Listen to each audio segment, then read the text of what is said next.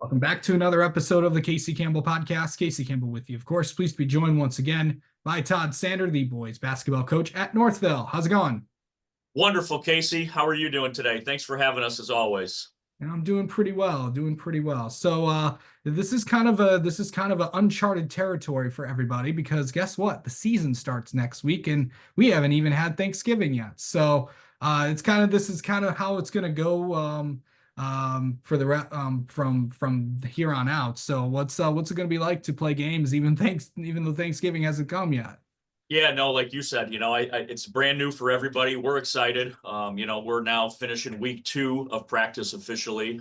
We've got an exhibition game tonight against Pioneer, and then we've got 2 scrimmages on Sunday. We're playing Dearborn and De La Salle. So get a good test tonight. It's going to be nice to, play some other people and beat on somebody else, right? Guys kind of get tired at this time of the year of playing each other in practice. So we get a good test tonight, hopefully clean a few things up tomorrow, and then good test Sunday, and then fire it up for real. We go on the road. We go down to Woodhaven on Tuesday.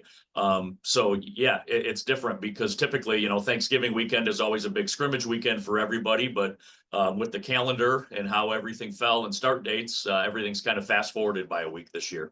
Absolutely. So yeah, you really kind of let's talk about your team for a second. I know this is a group that did fairly pretty well last year in the what is the grinder that is the KLAA West. I just talk about last year. I know there was a lot of challenges with this team last year, and then coming into this year, but you got a solid group coming back too. Yeah, we're super excited. Our guys have been really excited. There was kind of just this major anticipation really over the last 8 months. We lost some guys going into last year, so we didn't really know what we had.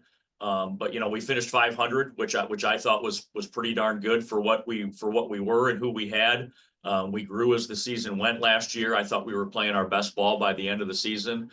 And once the season ended in March, we've had guys in the gym and just kind of chomping at the bit over the last off season, the spring off season, the summer, and then in the fall, we didn't have too many varsity guys that play football. So we've got a bunch of gym rats. We've got 7 returners, 5 seniors and 2 juniors. Nate and Brody are up. They were up as sophomores last year and played big minutes. So we really like what we have coming back. We return only 2 starters, but it's our point guard and our shooting guard. So those are 2 good guys to have back. Caden Kubin and Nate Isaiah were our leading scorers last year. We've got good size. To me, we've got a lot of versatility this year. We can be big, we can be small. So to me, we've got a lot of nice pieces, and it's up to us as coaches to put it together and put guys in the right spot to succeed. Yeah. So you really just got to look at because before we get into conference play, you've got some pretty good opponents before, and then of course you play a couple games. You got Walled Lake Western after Woodhaven. I believe it's Chip Valley, and then you travel to Clarkston for the KLAOA thing. Yeah, no, we really the last few years have tried to load up our December schedule and really test us from a talent standpoint of opponents.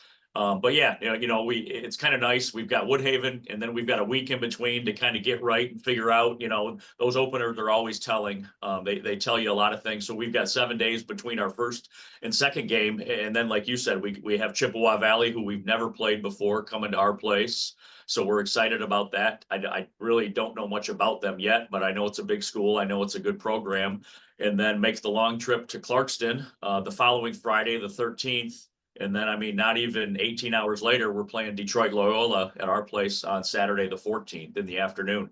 And then our first division game, we go to Howell. So it'll be a tough December like always. And then we've got Dearborn and Fenton, before division play really gets rolling.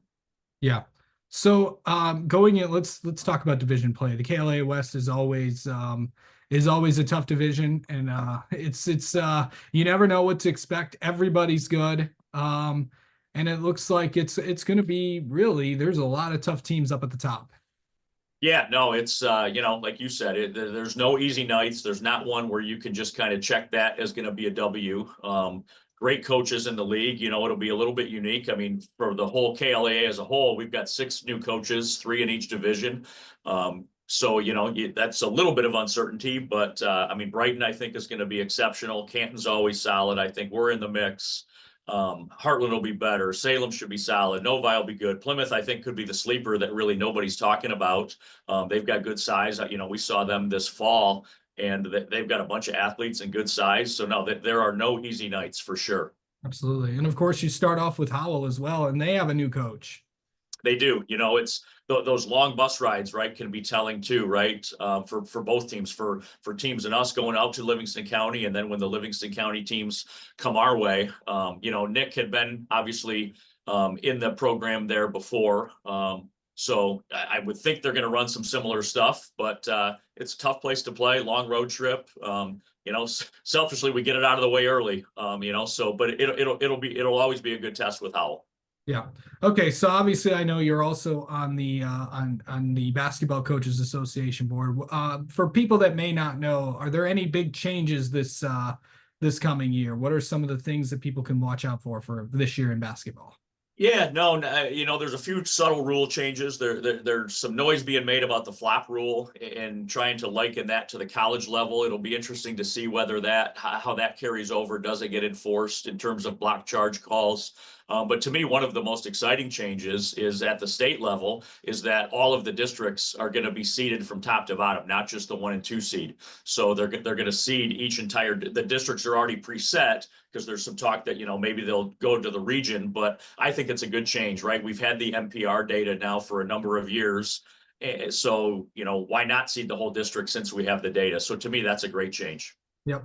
And obviously the big change last year was the change that affected every single state, which of course is the no 1-on-1 fouls. How do you think that went last year? I don't think it impacted games too much. Maybe you shoot a few less free throws. I think it's a little bit harder to come back in a game if you happen to be behind, right? Because instead of 1-on-1s, everybody's getting 2. But I don't think it was a huge change. I don't really have a position one way or the other, what's better or not. To me, right? You play by the rules that they are and you adapt and you go. Yeah, for sure. So, really coming into next week, I know obviously with the team set and all that stuff, what do you really want to see out of this first month as you guys get prepared? And then when we really get going is when the calendar turns to 2025.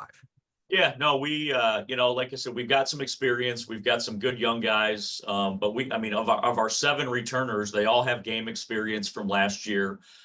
We've got some nice pieces moving up from the JV, but our mantra, it's simple, but we just want to get better every day.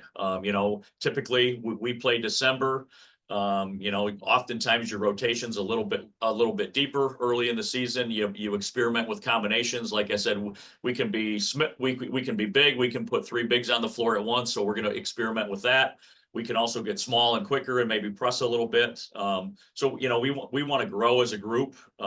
We want to compete every single day. I think we'll be able to score the ball and shoot the ball better than we have the last few years. Our identity has always kind of hung our hat on defense and grinding teams out and making it difficult for them. So as good as we can potentially be offensively, I want to make sure that our defense in our rebounding, does not suffer as a result of that. Absolutely. All right. Well, Todd Sander, thank you so much for the time as always, and best of luck to the Mustangs this year. Cool. Thanks, Casey.